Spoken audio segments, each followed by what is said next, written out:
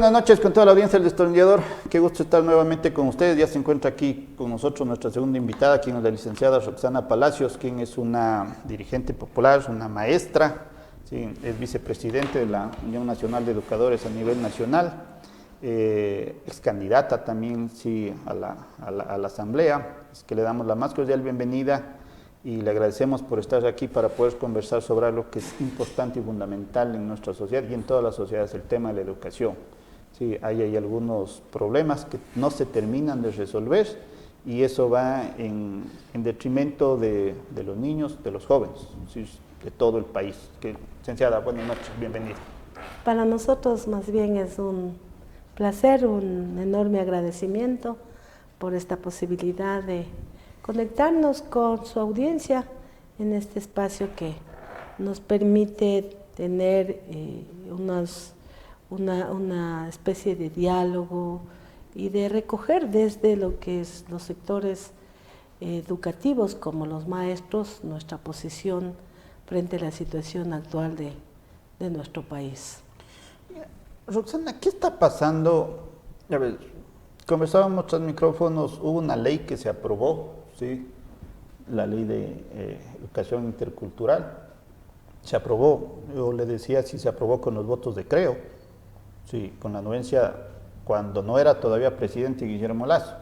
Ya cuando entra a la presidencia ya no le gustó, ya dijo ya no hay plata, esto es inconstitucional, tenía que haber presupuesto y se inventaron un poco de cosas.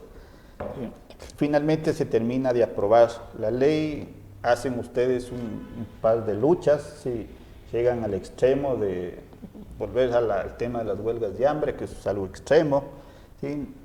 Y lamentable, ¿no?, que los profesores tengan que estar en esas posiciones para decir, señores, cumplan con la ley. Exacto. Que era lo único que se pedía. ¿Sí? Finalmente la Corte Constitucional les dice, señores, es totalmente correcto lo que la Unión Nacional de Educadores está pidiendo, lo que los educadores están pidiendo, así es que eso tiene que ir. Y ahora sale un reglamento. ¿Qué pasa con el reglamento? Usted ha hecho una exposición bastante clara frente a lo que el gobierno actúa. Una cosa es cuando están de campaña, en candidatos, y luego cuando son gobernantes, pues incumplen. Por eso nosotros le hemos llamado a este gobierno, el gobierno de la incapacidad, del incumplimiento, de la demagogia, y hoy seriamente vinculado en actos que nosotros exigimos siempre que se sigan los debidos procesos, las debidas investigaciones para que se llegue a la verdad, para que se pueda alcanzar justicia. Y si hay que reparar a quienes hemos sido afectados, pues también se alcance esa reparación. La Ley Orgánica de Educación Intercultural en el 2011, también como UNE presentamos una propuesta para ser debatida en la Asamblea y tenga concordancia con la Constitución del 2008. Eso es coherente porque la Constitución delinea uno de los principios fundamentales de la educación en su artículo 26, dice que la educación debe centrarse en el ser humano, y ser humano entendido, ser humano padre de familia, estudiantes y también maestros, autoridades por supuesto. Esa constitución para nosotros fue muy importante, lo es una constitución de derechos. En este siglo, en estos años, está muy elevado el debate de los derechos humanos y por eso nosotros empezamos a construir una ley que tenga concordancia en el 2011. No alcanzamos la aprobación de esa ley concordante con la Constitución, se alcanzó una ley que tenía en ese entonces 100 asambleístas, el correísmo. Era brutal, no había cómo hacer ni una propuesta, sino ellos tenían la razón y aprobaron una ley retrocediendo sin concordancia con la Constitución y la aplicaron hasta abril del 2021. Nosotros estuvimos peleando siempre para que la ley tenga concordancia. Por eso es que creemos que en el 2021, 19 de abril, luego de la aceptación del señor presidente de ese entonces, se aprueba la ley, se pasa al registro oficial. En la asamblea hubieron varias situaciones para esta ley. Hubo, primerito, que se apruebe, 116 votos, claro. Y los de Creo, por supuesto. Claro. Y claro, iban a iniciar un proceso de campaña también. Por supuesto, claro, también. Lo hicieron por eso. Entonces querían quedar muy bien. Y nosotros reconocimos su apego a la ley porque tiene concordancia con la Constitución, los tratados internacionales. ¿Qué pasa luego? El 11 de mayo se pone, luego que ya el señor Lasso es ganador, pues, claro, se pone la primera acción de inconstitucionalidad. Ahí dijimos lo que usted acaba de decir, estábamos antes de estar al aire, banquero es banquero. Banquero va a actuar en contra de la educación de nuestros niños y jóvenes y puso la primera acción de inconstitucionalidad antes de posesionarse. El 11 de mayo pone y la Corte acepta y deja sin vigencia.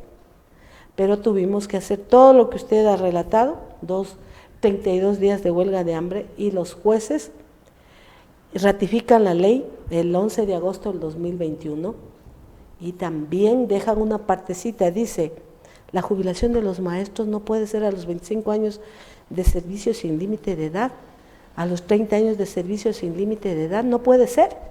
Entonces tiene que haber unos estudios del IES, tiene que haber el recurso de dónde y por qué. Entonces deja esa partecita insubsistente. Y el señor Lasso vuelve a hacer una acción y dice tampoco los sueldos de los maestros. Y la Corte dice dejemos eso, a ver cómo justifica que el gobierno no puede pagar la equiparación salarial que la veníamos peleando desde el 2012. Entonces ese fue el recorrido. Y ahora, enojados, porque la Corte dice, no señor, los derechos humanos, le dice en la resolución de julio del 2022, le dice, los derechos humanos no tienen que ser cuestionados frente a que no tengo plata y yo no les pago a los maestros. No le dice así, por supuesto con su lenguaje jurídico, los jueces argumentan y le dice, usted señor Lasso no tiene razón de estar diciéndole a la gente de que porque no hay plata no le puede cumplir el derecho humano a un salario digno, porque era justicia laboral, no era el alza salarial, justicia porque en el 2012, el 2013, 14 y 16 tenían que habernos ya hecho esa equiparación, porque no lo hacen a tiempo, se hace rezagos, pues. Se empieza a acumular. Siempre se acumulan, lo que sucede en todo lado. No hay ingreso a la universidad, se acumula. No hay ingreso ahorita para el magisterio, se acumula. Beto, créame usted que en estos momentos existen 3.624 postulantes en Cotopaxi para ingreso al magisterio, 3.224. ¿Y cuántas partidas hay? ¿Cuántas partidas? 25. Y se necesita, yo hasta donde me acordaba, están como 200 y pico de maestros para medio. Así es. Sí, avanzar. El observatorio de la UNAE, porque con nosotros somos respetuosos con estos espacios, con los medios de comunicación, y jamás hacemos aseveraciones sin citar de dónde. El observatorio de la UNAE, la Universidad Nacional de Educación, realiza una investigación a partir del 2018, porque ellos preveían cuántos maestros necesitaban formar en la universidad. Y ellos plantean en su estudio hasta el 2022 que nuestro país, para tener cero hacinamiento, para tener docentes dedicados a recuperar esos vacíos de la pandemia, pues debemos tener 74.320, es decir, en Cotopaxi, alrededor de 3.500 maestros. Para Cotopaxi, solo para Cotopaxi. Y hay los postulantes, y están elegibles y están aptos. Claro. Y ahora solo tenemos 25. ¿Qué va a hacer el ministerio, el distrito? ¿Qué va a hacer? Se va a inventar lo que se ha inventado ahorita. Se ha inventado el reglamento. Se ha inventado un acuerdo de ingreso que no tiene concordancia con la ley, no tiene concordancia con la Constitución. Por lo tanto, según la norma de nuestro país, si no tiene concordancia con la norma suprema y luego con la ley orgánica, no tiene validez. no se la puede ejecutar. El funcionario que lo ejecute tendrá que responder ante la ley, porque no puede violentar derechos. Entonces, ¿qué está haciendo ahora? No dice, tiene que sacar esto, tienen que ir a hacer la prueba de personalidad, de razonamiento. Ya les han pasado 74,000 esa prueba y 3,300 en Cotopaxi. Ya han pasado esa prueba. Están aptos, elegibles. Tienen maestrías, tienen experiencia. Y con 25 partidas, ¿cómo van a sacar? Tienen que sacar alrededor de 3,300, a ver, si tenemos 3,300 menos 25, tienen que sacar 3,275 maestros. ¿Cómo los van a sacar? Inventándose, haciendo filtros, clase demostrativa, no ha podido, no sabe, está bien vestido, vea qué bonito Eso, que ha sido. claro. No, todo eso. Ojos gatos.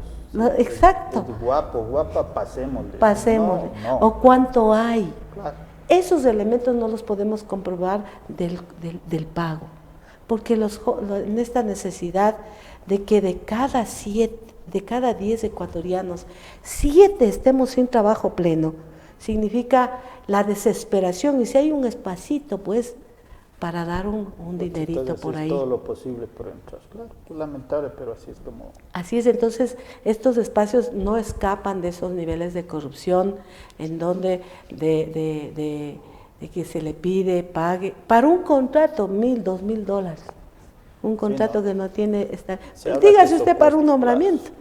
Entonces por ello nosotros el 25 de marzo nos vamos nuevamente a las calles. No conocen otro lenguaje los gobernantes. El 23 de marzo, los con la leche, los pequeños, medianos productores de leche van a las calles, a la ciudad de Quito. Sin leche nuestros niños y nuestros productores. Fíjese el gobierno lo que hizo. El desayuno escolar contaba con una compra a los productores de leche, de la leche. Disminuyeron esa compra en 500,000 litros. ¿A quién afecta? A los niños. Los niños, como en Huangaje, aquí en Cotopaxi, tenemos un alto grado de desnutrición infantil. ¿Y qué dicen nuestros productores? Cómprenos la leche para darle desayuno escolar a nuestros niños y niñas en las... Y para eso sí hay plata, porque hay presupuesto. Porque hay presupuesto. Hay presupuesto, en el Ministerio de Educación hay presupuesto. El artículo 20 de esta ley dice que debe darse el recurso para todo el sistema educativo. Y le pusimos un candado a este artículo, Beto. Y eso quisiéramos compartirlo siempre, porque este artículo 20 tiene un candado, dice, porque estaban acostumbrados, Beto, a no poner lo que le corresponde en la infraestructura. El 2022 tenían que invertir en infraestructura como 195 millones. No lo hicieron y regresó a la caja fiscal. Esta ley le dijo, no, si no lo gastan, se aumenta al siguiente año. Vea, eso es lo que hemos alcanzado. Y estos gobernantes no lo quieren aceptar. Por ello digo, una vez más, nos movilizaremos. Por eso es que en las calles hay el grito, fuera Lazo ya. Ese es el grito de la gente.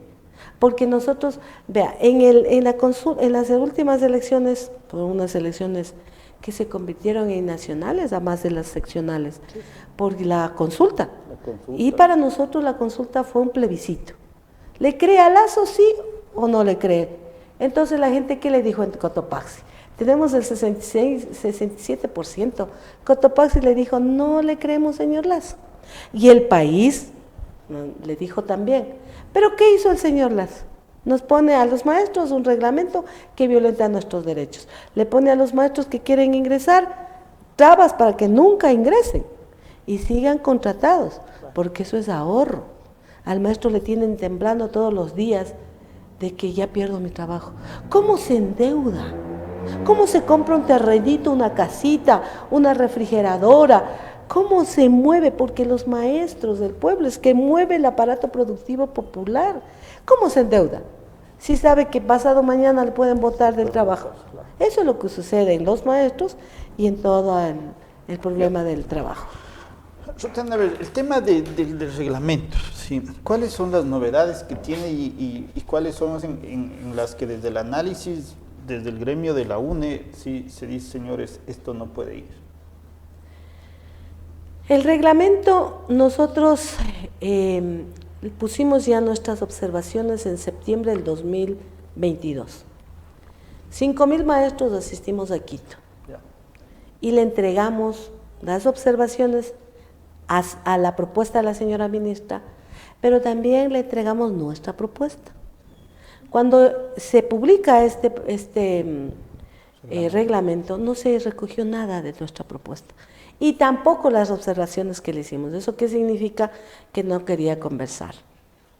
En el 2011 nos dicen que el mejor cambio en educación es que de trimestres pasamos a quimestres, que era lo mejor, que le daban más tiempo, que lo mejor que había era el tema de las remediales, las pruebas y el examen de gracia. Era la novedad de la ley de ese entonces. Ahora, la novedad de la ley, del reglamento, no de la ley, hay que hacer bastante diferencia. El reglamento no está en concordancia con la ley. Es una ley del señor Lazo y de la señora Brown. Entonces dice, no ha valido lo del quimestre. Regresemos al trimestre. Entonces, ¿qué pasa? ¿Cómo manipulan? O sea, antes no valió el trimestre, ahora sí vale. Se ha evaluado, se ha visto el sistema, cómo está la inversión, cómo está la política de infraestructura, se ha evaluado, eso no hay. En la otra novedad nos dicen, ya no, ahora sí pueden perder el año, los jóvenes, los niños, las niñas, ¿sí? Pero no es posible que tengamos pruebas remediales, ya no vale, ya no vale la examen de gracia. Y los jóvenes que tienen esa imposibilidad de tener cómo este modelo se llega a la destreza. Si la destreza no la alcanza, pierde el año, ¿no es cierto? Entonces los maestros decían, nos parece bien, y algunas personas dicen, sí, es que tenían mucha oportunidad. Es que la evaluación no está siendo entendida como tal. ¿Cuál es el objeto de la evaluación en el sistema educativo? Para ubicar las falencias, las debilidades, en donde el joven necesita un refuerzo. Para eso es la evaluación, pero en todo el proceso. Claro. Pero aquí ratifican que es cuantitativa. Pasa el supletorio, no pasa, perdió el año. Pero, Roxana, ves ahí yo algún rato conversaba aquí con los maestros respecto a esto. ¿Cómo pensar? A ver, yo digo, la educación de antes, sí, la que posiblemente recibimos usted y yo, sí, andaba en trimestres. Teníamos, yo me acuerdo, 40 puntos para pasar el año. Sí, cada trimestre, los profesores siempre llegaban, pues 14 saquen de promedio. O sea, ya 14, el otro, ya. Sí, pare de contar, ya, y se van felices de vacaciones. Me daban el rato de entrar a los supletorios, yo tenía, de acuerdo a mi esfuerzo de todo el año, sí, yo iba teniendo la nota mínima, ¿no? Pues tenía de 25, 29 creo que era, de 25, 16 tenía que pegar en el examen. Yo tenía 39, pegaba 12 y pasaba, sí, y me escapaba de la garrotiza de mi taita. ¿Ya? Y nos formamos bien. Estábamos tranquilos, uno tenía miedo. Sí, ahí en el colegio uno rezaba por no quedarse en el supletorio, porque aparte era jodido, sí. Y había profesores que terminaban el supletorio, se iban de vacaciones. Tal no le volví a ver sino hasta el primer día de clase. No había poder humano que hagan que me cambien la nota. Y creo que no nos fue tan mal en ese tema. Y había una evaluación, sí, tanto cualitativa como cuantitativa, pues se había. Entonces eso. Sí. Pero en los últimos años, claro, a partir que aparece eso, linda la pendejada, ya nadie pierde el año. Guambras, puercos, no estudian, sí, aparte los taitas que les están ahí socapando, sí. Entonces no estoy entre los guambras, facilito, no me liquides. Sí, y después, el malo es el maestro. Sí. Entonces, en esa parte, ¿no creo que está bien regresar? que se pierde, a veces esa pérdida de año, sí, era una experiencia que nos servía a nosotros, sí, nos servía, insisto, volviendo al tema, Sí. de antes, era feo pues que en vacaciones yo vaya con el uniforme, vergüenza daba, uno escondido, así iba puta al supletorio, porque daba vergüenza socialmente, ¿sí o no? Entonces Sí. uno trataba de estudiar ahí, sí. Ay, bueno, le voy a lanzar una cuñita. Yo ayer, insisto, que conversaba con estos maestros aquí. Por ejemplo, me pongo a pensar, y ayer conversaba con un amigo, antes nosotros teníamos maestros que muchos de ellos ni siquiera, o sea, no tenían título, señores maestros. Puta, ahora tengo PhD y no sirven para un carajo como maestros. ¿Entonces no cree que en esa parte del reglamento, pues estás bien? El reglamento, estamos viendo que no tiene concordancia con la ley. Ya, es un Y así primer- tuviera, digamos, entre comillas, la razón, no pudiéramos aplicar porque estamos yendo en contra de la ley. Ya. Lo que usted ha escrito es correctísimo. Cuando usted habla de esa relación, había un tejido social. Sí, sí. Papá, mamá, profesor, autoridades. Nosotros recordábamos la autoridad del inspector, Sí, sí, por la supuesto. autoridad del rector, la autoridad del profesor en el aula, porque el único que tiene la capacidad y la autoridad es el maestro en el aula. Así. Nos destruyeron el tejido social. ¿Eso pasó con cuál? Con la ley anterior. Esa ley anterior es esta en el reglamento. Ya. Entonces se salta, porque lo que usted dice se pretende corregir, reemplazar con esta ley. Pero al gobierno dice, no nos conviene recomponer eso.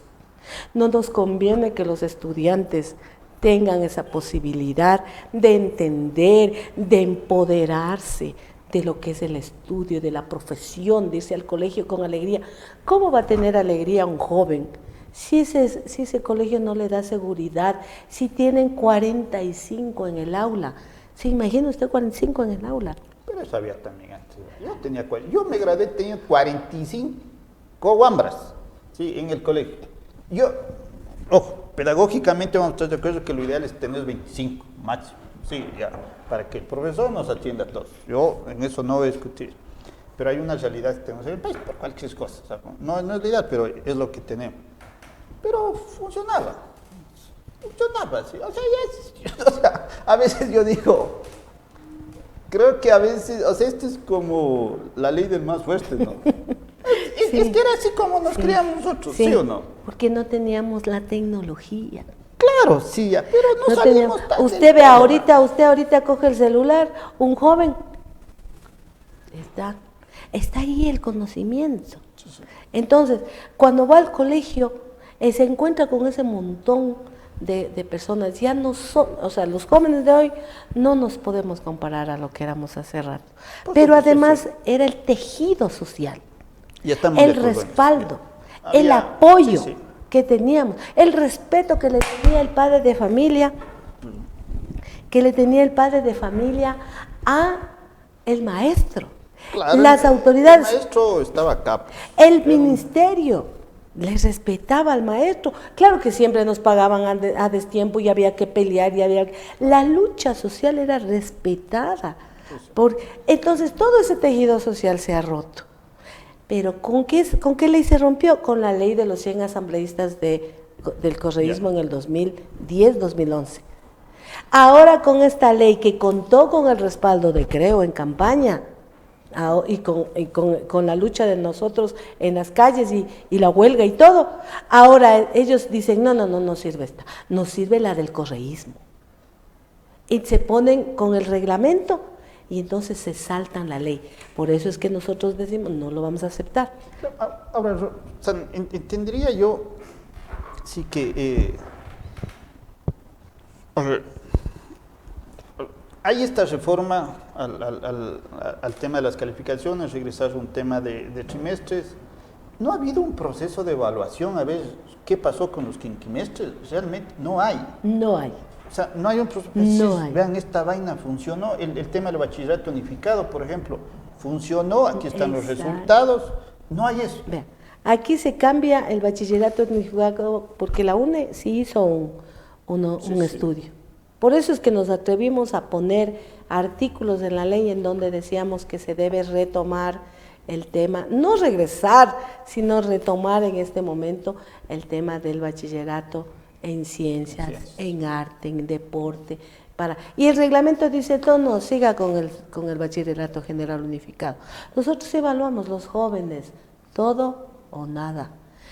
Beto, maestros del 2011 pasaron a dar físicos toda la vida, física y química, al mismo tiempo. ¿De dónde? Si ellos no se formaron en física y química, se formaron físicos. Maestros de educación física a dar lengua. Claro, sí son champos. Sí, ¿cómo el joven va a interesarle el estudio? Sino de todo y de nada. ¿Cómo fueron los resultados? El ingreso a la academia. Porque la academia está roto, o esa relación, está roto inicial, básica. Está roto básica, bachillerato. Está roto bachillerato, academia, universidad.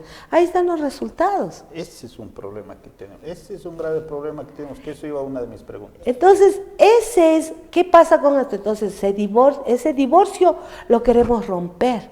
Pero el gobierno dice, no, esperemos más tiempo, que siga nomás el bachillerato general unificado y los que quieran en los particulares fiscomisionales tomen nomás las decisiones. ¿Y la escuela pública? ¿Qué pasa con la escuela pública? 4,5 millones de jóvenes, de niños y niñas.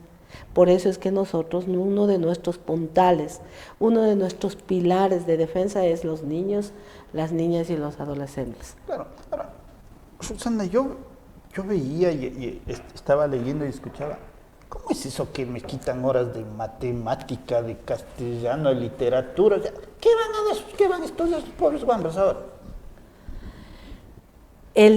La ley dice que los maestros debemos regresar a la pedagogía. Ya. La ley dice que los maestros debemos retomar la pedagogía. La ley anterior pateó la pedagogía de las escuelas, porque los maestros nos pasábamos escribiendo, escribamos. Es un problema. ¿No? Es otro problema. Entonces, informes todos los días. Todos los días. ¿Y qué hace el maestro? Nos dice, a ver niños, tengo que hacer este informe. Claro. Copien de la página 6 a la página 10 del texto. Eso es haber pateado a la pedagogía de la institución educativa. Ese para nosotros es un problema, un fenómeno detectado, y dijimos, la ley que vamos a reformar tiene que recuperar la pedagogía para la escuela. Abran las puertas, y el gobierno con el reglamento dice, no queremos hacer eso. ¿Qué pasa con las 25 horas de trabajo del maestro? El maestro da 25 horas directas, clase, vis a vis, y hay otras actividades que ya sin los jóvenes tiene que cumplirlas. El reglamento violenta eso, dice no 25, 30. Pero como hay que despedir maestros, no, mejor que den 25 y esas 5 les vamos a llamar horas complementarias. Les vamos a llamar horas de taller, horas de recuperación pedagógica. La pedagogía es la ciencia base de la educación y dice que el momento que un maestro tiene contacto con el niño en el proceso de aprendizaje, ese es periodo pedagógico.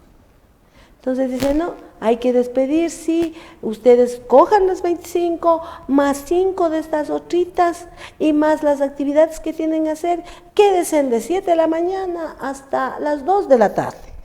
Quédense en la escuela y después van a la tarea, a planificar. Como hay que despedir maestros, dicen, no, mejor bajemos lengua 2 horas. Antes nos daban 8 horas para distribuirlas en los maestros de la unidad educativa, hoy 6. Pero también matemática. Eso no lo dice Rosana Palacio ni la UNE, aquí está el acuerdo. 0,08. Y le rebajan. Entonces, ¿para qué hacen esto? Para despedir a contratos y provisionales. ¿Quién queda con la carga de como ya es menos horas, dice, cumpla sus 25? pero tiene que dar esto, lo otro, al que queda el nombramiento definitivo. Es una sobrecarga brutal, es una superexplotación a los maestros. ¿Y quién pierde? Porque el maestro puede tomar la decisión de decir, copien, les dicto. Puede tomar. Son los niños los que se perjudican. ¿Y los vacíos de pandemia? Claro. ¿Cómo vamos a recuperar los vacíos de pandemia? Es Por eso es que otro nos problema. oponemos a esto. Si no entendemos que esta ley puede reemplazar ese modelo abusivo, autoritario, de obediencia, la obediencia no es disciplina. La pedagogía dice que la disciplina es el acto de voluntad, de conciencia en la cual responde el niño, el joven y la niña. El abuso es el autoritarismo, es por el miedo, me va a pegar. Y ahora como no hay cómo decirles nada, dice usted, denuncias.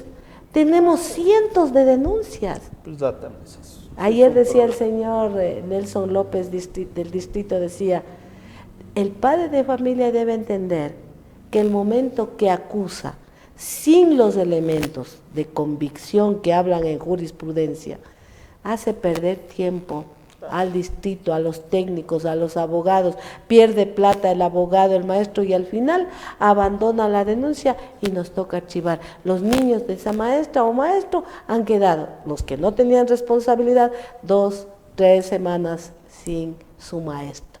Claro. Que eso deben entender. Esta ley dice que debe haber un plan un plan para erradicar y prevenir todo tipo de violencias. Y si se da una violencia que no sea delito, diálogo, dice esta ley. El reglamento dice, no hay plata para ese plan, no hay plata para capacitar, esperemos nomás otro tiempito. Roxana, ahora yo. Una pregunta que va con respecto a su gremio. Sí. No hay, ustedes no, a ver, yo digo, la educación está mal, está pésima la educación, sí. Pero también no hay una culpa de ustedes los maestros, sí. O sea, insisto, sí, o sea, antes teníamos docentes, maestros, sí, que no tenían un título, y eran geniales, sí. Yo recién me invitaron a un debate del Consejo Estudiantil de uno de los colegios importantes de esta ciudad. Oye, qué decepción verles a los maestros. O sea, con todo el respeto les digo, mamarrachos. O sea, antes, y no quiero decir que el tema de la vestimenta sea lo que me diferencie, claro. No, sí. Por último, yo puedo ir de exterior, pero iré con exterior limpio, si quiere. O sea, los zapatitos limpios. O sea, voy con exterior, pero limpios, sí. Ahora yo veo en las instituciones educativas este tema, sí, pues es que ni les va ni les viene, realmente ni les va ni les viene, sí. Veo todavía hasta ahora, sí, conversaba hoy día con una amiga, sí, me dice, a ver, el profesor sigue mandando vía chat, 11 de la noche, vean, hagan esto, sí, 11 de la noche, sí. Estas lógicas de lo que está pasando, sí, hay una parte del tejido social, hay una cuestión sociológica que ha pasado con la UNE, es totalmente entendible, pero yo digo, ¿qué está pasando con la UNE, con ustedes, con los maestros? ¿Dónde está esa autoevaluación hacia ustedes? Sí. Porque, por ejemplo, cuando estaba de ministro Fander Falconi, ¿sí? Por ejemplo, él dijo, señores, vean, aquí hay 200 casos de abuso sexual, que el otro tapó, ¿sí? Que Espinosa tapó, sí, ya. Pero fue y dijo, si van aquí, está. Ustedes también no hay mucho ese espíritu de cuerpo para decir, vean, nosotros los profesores somos buenos, hacemos todo bien, y dejémosle ahí a las demás cosas. No hay esa autoevaluación de parte de ustedes. En esta lógica, yo digo, esta sociedad también va a empezar a cambiar cuando el maestro recupere el prestigio que tenía antes, ¿sí? Como tal. Porque antes, ser maestro, sí, no todos podían ser maestros. Sí, el maestro era un tipo, en la época del 70, el maestro solo le faltaba casar, era el hombre más respetado de la sociedad. Entonces hay que recuperar eso. Ahora, y bueno, desde hace un tiempo atrás, ¿qué es lo que dicen los jóvenes? Sí, más que sea me haré maestro. Sí. ¿Sí o no? Ahí hay un Trabajito. problema. Sí, más que sea me haré maestro. Sí, el tema de la matemática, por ejemplo, nosotros, ahí los estudios, parece que el último que vi, había un problema, no teníamos docentes en matemáticas. Entonces había que solucionar de alguna manera, cualquier ingeniero, porque aquí somos así, ¿no? Si es ingeniero, sabe matemáticas, entonces, véngase y métele aquí. Hay un problema en eso. Sí. De hecho, me parece que en base a esas realidades que la Universidad Técnica de Cotopaxi está sacando precisamente la docencia en matemática, porque hay una falta en el país en ese problema. Si no tenemos profesores de matemática que tengan esa pedagogía, que tanto es necesario que se haga, y que nos hagan ver que la matemática es bonita, es linda, y es fácil cuando se da lógica matemática. Pues, bonito es cuando me enseñan, y eso me permite entender las otras ramas de mejor manera. ¿Ya? ¿No hay un análisis parte de ustedes también? ¿No han cometido ustedes esos errores? La verdad, verá. ¿Dónde está? Ponse de la mano del corazón. Sí, la Unión Nacional de Educadores tiene un proceso desde el 2016, que fuimos totalmente, quisieron desaparecernos, no pudieron. Claro, les quitaron también. La razón no pide fuerza, ¿no? Incluso hasta nos quitaron los edificios, sí. Nos cerraron los edificios, como que creían que solo el edificio era la UNE. Nosotros estamos recomponiéndonos. En Cotopaxi desarrollábamos las jornadas pedagógicas anuales, nacionales e internacionales. Los maestros de usted escribe recibían de la UNE el certificado que era avalado con el ministerio porque ganábamos esos espacios. Le hacíamos entender a esos ministros, siempre tuvimos confrontación, pero había ministros, el propio Raúl Vallejo, antes de ser del correísmo, era una persona que nos decía, a ver, traigan el proyecto, nosotros el proyecto. En Cotopaxi hacíamos todos los años las jornadas, 800 maestros capacitándose. ¿Sí? Eso ayudaba a que su certificado a méritos por capacitación, pero también a lo que usted dice, los elementos básicos. La pedagogía nos enseña incluso cómo pararnos, cómo expresarnos. Y ahora los maestros no reciben pedagogía. A la UNE nos quitaron esa alianza y no se hace. ¿Cuándo hemos escuchado jornadas pedagógicas nacionales e internacionales? Desde el 2016 no tenemos. Antes ya nos persiguieron en 2009, ahí ya nos golpearon un poco. No tenemos esas jornadas. Por eso es que nos alegramos que un docente ahora esté en la alcaldía. ¿Por qué? Porque le queremos nosotros solicitar al señor alcalde, nuestro compañero docente, de que podamos activar y él sabe de pedagogía, y él sabe la importancia de la educación, que podamos activar las jornadas pedagógicas nacionales e internacionales, incluso se convierte en un polo de desarrollo de un momento concreto. Hacíamos una semana las jornadas, reuníamos como 120 horas de capacitación. Hoy no hay esa capacitación. Les prohíben a los maestros asistir a la UNE, nos prohíben ingresar a las instituciones luego de la jornada pedagógica. No, miedo, le tienen miedo a la UNE. Nosotros sí estamos trabajando en esa formación, sobre todo ahora de la ley, y estamos haciendo acuerdos, alianzas con universidades a nivel del país para las maestrías, por ejemplo. Pero esas maestrías deben tener la vigilancia ya de la UNE en la práctica. Los maestros de la inicial no son iguales incluso ni en la vestimenta del maestro de media. Claro. Eso no hay ahora esa diferencia. ¿Pero por qué? Porque el maestro ha dejado de lado la pedagogía. El artículo 349 de la Constitución dice que el Estado le debe dar capacitación, actualización, profesionalización, todos el tiempo a los maestros. ¿Dónde está eso? ¿Dónde está eso? Y eso es fundamental. Eso es fundamental porque por eso se ha destruido la profesión docente. Y esa destrucción de la profesión docente no se ve al segundo día de que yo le doy la clase al niño, se ve en el tiempo. Por eso es lo que tenemos esto, conjunto de la pandemia, o sea, es una serie de factores, pero principalmente la pedagogía debe regresar a las aulas y al maestro. Ahora, Sultana, lamentablemente se nos va acabando el tiempo. Hay otro problema que yo detecto en el sistema de educación, que ¿cómo se puede solucionar el tema de no tener rectores titulares? Eso a mí me parece que es un tema de un chantaje, ¿sí?, que se ha venido desde hace años, ¿sí? Entonces, claro, está designado ahí el rector y como saben que cualquier rato le pueden decir chao, ¿sí?, tienen que hacer lo que diga, ¿sí?, el director distrital, lo que diga el zonal y lo que digan arriba. Entonces yo como rector me quedo así. Entonces, ya, pues soy rector, un poquito más de privilegio tengo y me quedo así. ¿Cuándo carajo se va a volver a tener rectores titulares que puedan, sí, ejercer el mando del colegio, sí, sin tener esta presión política? Presión política y que finalmente a mí no me deja llevar un proceso, sí, en la institución. Desde el 2011, la ley planteaba el concurso en el artículo 108, que también está el 108, 109 del... ¿Quién es el responsable de todo lo que sucede en la educación? Es el gobierno a través del ministerio.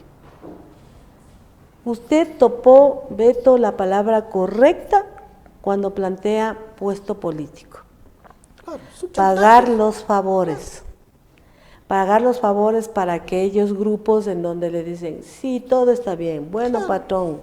Entonces, para someter y destruir a la carrera docente, además de quitarle la pedagogía, le quitaron la posibilidad de un proyecto institucional a través del director, del rector, de la rectora. Le quitaron, ¿por qué? Porque ese puesto es, a ver, necesitamos destruir, que no quede una gota aún de dignidad en esos maestros, obediencia. Para eso, ¿qué necesitan? Directores, primerito ministro, pago cuota política, después directores zonales, después distritales y antes ya la ley no tiene circuitales, ya, distritales. Entonces luego rectores. Entonces todo era una cadena. A ver, yo te pongo ahí para que sometas. Si hay alguien que protesta, sometido. Llegaron, Beto, a tener mejor calificación aquellos que destituían mayormente y les ratificaban. ¿Ya? ¿Quiénes fueron ellos? Los voceros del correísmo, del morenismo en la institución. Los voceros que dicen, bueno señor, pero el señor Lazo nombró a María Abraham subsecretaria de Espinosa. Nombró a María Abraham y eso se repite. ¿Cuál fue la idea de la descentralización? De que el servicio, el derecho educativo se acerque, que ya no se tenga que venir de Pangua a la Dirección Provincial de Educación. Pero antes con 64 exactamente funcionarios de la Dirección Provincial de Educación de Cotopaxi, funcionaba la provincia. Con 64. Ahí habían los técnicos docentes, hoy no hay. Pusieron a los DECE para que sean fiscales y jueces de los maestros. Es otro problema. El DECE es un problema brutal. Viene una denuncia, el señor DECE lo que hace es escribe, hace el informe, denuncia, demandado. Cuando esa no es su competencia. Y todo es culpa del maestro. Todo es culpa del maestro. Sí, entonces los directores, ¿por qué no convocan? Hay 40 elegibles en la zona 3. En Cotopaxi me parece que hay unos 16 elegibles rectores del concurso, pero no les dan en la acción de personal. Y ahora les ponen en los colegios porque son elegibles. Claro. Dice la ley que para ser rector por lo menos tiene que ser elegible. Pero 3 meses. Y dice, el reglamento en cambio dice, hasta que dure el concurso. Ya están elegibles, ¿por qué no les nombran? No les conviene para mantener lo que usted ha dicho, sin un proyecto, sin un plan de institución en donde el rector pueda definir qué quiero en el plan institucional. Exacto. Viene otro, se destruye, viene otro, claro, se destruye. No me interesa lo que pase porque ya en 3 meses me voy. Claro. Entonces, eso es lo que está pasando, es responsabilidad. Y lo mismo en el concurso de ingreso al magisterio. Ellos no convocan. En la recategorización no convocan evaluación. En el ascenso de categoría no convocan a capacitación. Entonces, los únicos responsables, Beto, los únicos responsables de lo que sucede en educación se llama poder de turno, a través de su ministerio. Susana, ya, esta sí es la última. ¿Qué pasó con los pedagógicos? Que esto a mí me pareció O sea, la UNAE se supone que iba a reemplazar, ¿no? Ya. Pero claro, igual, o sea, en los pedagógicos se formaban a los maestros de una buena manera, digo yo, sí, porque había resultados, ¿eh? Se desapareció. Sí. Y ahí creo que va a haber el problema, ¿no? De tener que elegir al ingeniero, sí, al que podamos, sí, porque ya no hay esa capacidad de tener maestros que eran pedagogos, que sabían, más bien dicho, de pedagogía. El año 2015, la ley de la cual hemos hablado anterior, determinó Augusto Espinosa lo siguiente, agosto del 2015. Sí, que colgarle. Augusto Espinosa, Sí, clarito, de las correísta. orejas, así le... Por si acaso alguien dice, no, si antes estuvimos mejor, ¿no? Por si acasito con esa frase, esa aseveración. Y dice, Espinosa dice, vamos a reformar el artículo 113 de la ley. ¿Y qué dice? Título docente para ser profesor en la educación pública del Ecuador, no, título de tercer nivel. Quien quiera. Quien quiera. Si nosotros ponemos a un ingeniero en sistemas y un docente de matemática en el conocimiento de las matemáticas y los números, el de ingeniero de sistemas nos va a ganar. Pero pongámosle pedagogía. Claro. Ahí está la diferencia. Nuevamente, Beto, mira, esta noche hemos llegado al tema de la pedagogía. Fueron cerrados los institutos, 18 institutos pedagógicos del Ecuador, de un plumazo. Eso todavía no lo hemos podido devolver, por eso le decimos a nuestro pueblo que es necesario. En Suiza, Japón, Filadelfia, que tantas veces nos dicen que es la mejor educación, vamos a ver cómo son tratados en Japón. Japón, los maestros pasan a las personas y le hacen reverencia, porque es el maestro. ¿Sí?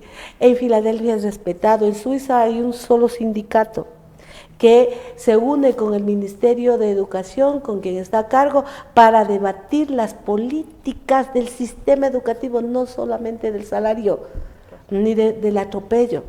En Suiza existen 19 niños en cada aula. Nosotros hicimos la investigación con la UNE y la OIT de las Naciones Unidas, la OIT.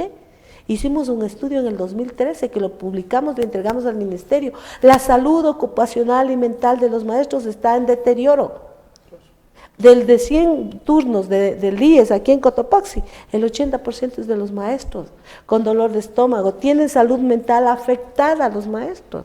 Sí, entonces, sí les pasó factura lo de los informes. Hay que decir, sí, entonces, la pedagogía. En Suiza, 25 cantones tiene Suiza. Y tiene 25 escuelas pedagógicas, porque los niños y las niñas de Zurich no son los mismos niños y niñas de Lausanne, por ejemplo. Y aquí se quitó los institutos pedagógicos. Esto es, por eso le decimos a nuestro pueblo, tenemos que recuperar esa formación. Nos quitan las jornadas pedagógicas, nos quitan la capacitación gratuita, nos quitan los institutos pedagógicos, la UNAE no cumple con su función, no tiene recursos. Entonces, ¿dónde aprendemos pedagogía nosotros? Debe volver la pedagogía, debe volver los institutos, debemos elegir muy bien los 4 nuevos asambleístas, porque los actuales dejan mucho que desear. No dicen nada en este tema, ¿no? Son parte del 5% de aceptación que tiene la asamblea, ¿no? No sé si es 5%, creo que es menos. Están batiendo. Esta asamblea es peor que la otra, y la otra era imposible. Uno decía, no ha de haber otra peor, pero esto, a los 4 meses ya, la peor. La peor fue ya. Diezmos, corrupción. Claro, a la vicepresidenta destituyeron. Sí, o sea, a los 4 meses ya. Es lamentable. Claro, insisto, si el desarrollo de una nación se basa en la educación. Yo creo que este espacio, en el próximo evento, nosotros deberíamos ver por qué decimos que esta ley tiene que ser vigente, urgente, porque regresa a la pedagogía. regresa la posibilidad de la capacitación de los maestros, regresa la posibilidad de que los niños vuelvan a las convicciones, niveles de conciencia, lo que usted narraba, lo que usted decía, la autoridad del maestro no perseguido. Ahora hay una rectora que antes de ayer nomás, que el joven le acusa porque le dice que como le ha retirado el celular, que ha estado copiando, le ha dicho: joven, le voy a retirar el celular, llámele a su representante legal para que pueda venir a retirar el celular y explicarle el por qué, que es normal. Ahora dice que el estudiante que le acusa a la maestra que por ese acto los restos le están haciendo bullying y que es maltrato psicológico. Puta, yo un palazo les digo. Yo sí, Fíjese. Entonces hicieron el informe, el DC, y ya. ¿Qué debían hacer? Convocar al joven, al representante legal, a la autoridad, si alguien quiere ir del distrito, el psicólogo, asesorar y resolver el dilema. Claro, el tema no está en la sanción solo porque, no es, pues, claro, no. Pero así está la persecución. Es un gran problema. Nosotros no vamos a renunciar a seguir peleando porque esto nos destruyeron. Si antes estábamos más o menos bien, nos destruyeron toda una década y ya 12 años. Ahora necesitamos juntos acelerar el reemplazo de ese sistema. No va más. No va más. La semana anterior conocíamos el 10%. Nosotros fuimos a la policía, porque la UNE, como digo, nunca hace una aseveración sin ver e investigar. Bien, el 10% de los asesinatos del 2022 fueron hechos por jóvenes de 15 a 19 años. El 10%. Y de todos los asesinados en el 2022, 316 eran menores de edad. Entonces, ¿qué estamos haciendo? El Estado está ausente de las políticas públicas. ¿Qué queremos eso para que se siga profundizando? Paremos a tiempo, creo que estos espacios de reflexión nos permite hacerlo. A mí me gustaría luego hablar, cuando usted tenga la gentileza, ¿qué mismo es la pedagogía? Creo que sí. ¿Cómo es lo que queremos que regrese? ¿Qué significa eso para el padre de familia, para el maestro? Pero el primerito que debe recibir pedagogía es el maestro. Sí, por supuesto, sí. Insisto, yo creo que una de las cosas fundamentales es recuperar el prestigio que tenía el maestro. Sí, o sea, realmente creo que hay que trabajar en eso todos como sociedad. Tampoco es cuestión ahora yo de como taita, sí. O sea, si no, a mi hijo no le pongan cero, si mi hijo, no, es que mi hijo tiene el montón de nombres de trastornos en psicología, que no es que mi hijo, no, es que hay que entenderles que mi hijo, pobrecito, nada, sí, o sea, que hacerle que estudie es la única manera de que salga adelante. Sí, claro, y la pedagogía tiene las armas para ayudar a eso. Y sobre todo hay que recuperar el tema de que los estudiantes sean críticos con. Exacto. Claro, el proceso educativo es un proceso de ida y vuelta con el maestro. El maestro es solo un facilitador de conocimiento. Ahora mucho más porque tenemos la tecnología, los chicos son más hábiles incluso. Claro, ahora hay que utilizar. Yo hace años que sigo un curso justo en Landina sobre gerencia educativa. Y un profesor decía, esto es imposible quitar. Por lo tanto, hay que utilizar. Esto hay que convertirlo en una herramienta pedagógica para poderles enseñar. Que la pedagogía le dé permiso, le dé autorización de entrar la tecnología. Claro, así no se ha usado ahora. Claro, ¿Recordará lo que dijo Espinosa? Usen en el aula. ¿Cómo? ¿Cómo? La pedagogía del maestro determina cómo utilizar y hacerle un instrumento de aprendizaje. Que esos conocimientos que ven en el celular, que investigan y que conocen, cómo ayuda para su vida cotidiana. Esa es la pedagogía. Así es. Gracias, Roxana. Sí, seguiremos conversando. Sí, por supuesto, lo volveremos a invitar para precisamente conversar sobre ese tema que creo que es fundamental e importante. Y claro, en eso seguiremos insistiendo en este espacio. Parte de esa ciudadanía responsable que nosotros les pedimos y les exigimos a todos que debemos tener, implicar este hecho también. Sí, hay que recuperar el prestigio del maestro. Sí, hay que recuperar ese prestigio. No les demos tantas herramientas a nuestros hijos, sí, no les creamos todo. No creemos estos guambras de cristal, si esta generación. Sí, no pasa nada si me dan un buen carajazo. Sí, no pasa nada si me dan un correazo, solo uno. Pues me están criticando. Un hito nomás, digo, no irán a garrotear a los guambras. Un hito. No pasa nada. Sí, o sea, no pasa nada. Parte del amor, sí, parte del amor es darles disciplina a nuestros hijos. Sí, y eso implica que los pelados también sean respetuosos en el aula, para con el maestro, con la autoridad. Eso es fundamental. No podemos estar tapando ese tipo de cosas, ese tipo de majaderías, sí, que se ven en los colegios. Y creo que ahí tiene que haber una reflexión con nosotros como sociedad. Sí, los profesores, los niños, sí, no van a educarse en las escuelas, van a recibir conocimientos. La educación viene de la casa. Sí, o sea, porque aquí también es muy fácil desde los padres de familia, sabe que aquí está mi guagua y yo me desentiendo. Usted verá, entregaráme correctísimo al pelado. Sí, no, pues, sí, esas normas básicas solamente de saludar, sí, o lo que yo me acuerdo, cuando yo estaba en el colegio, en la escuela, llegaba una persona adulta, nos parábamos, era regla, sí, una muestra de respeto hacia la persona que ingresaba, el mayor, era básico. Ahora uno entra a los que... Y eso es básico, sí, hay que cambiar eso. Gracias, Roxana, nos volveremos a ver próximamente. Sí. Éxitos. Sí. Muchas gracias, muy amable. Con toda la audiencia del Destornillador nos volvemos a ver la próxima semana. Como siempre les digo a todos, un abrazo y un buen fin de semana.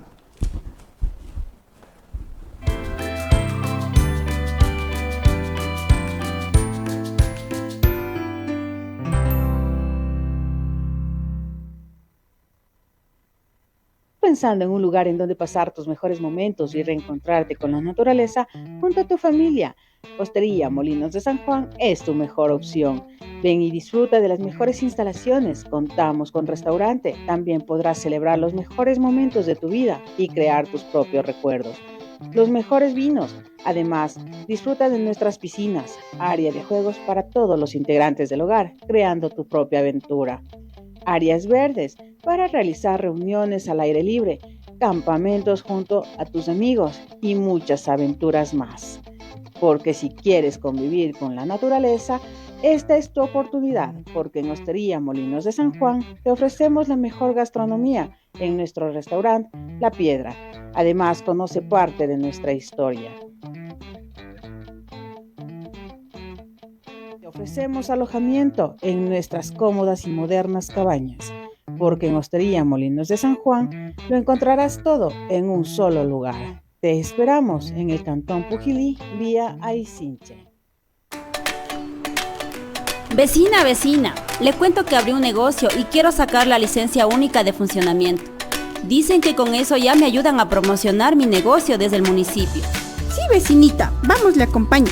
Pero debe tener todos los papeles que le piden en la Dirección de Turismo. Por ejemplo, solicitud de licencia única, copia del RUC, pago de la patente y otros más. Ya, vecinita. Verá, tengo varios papeles que me pidieron, solo hay que dejar en el municipio. Eso es todo, veci. Vamos.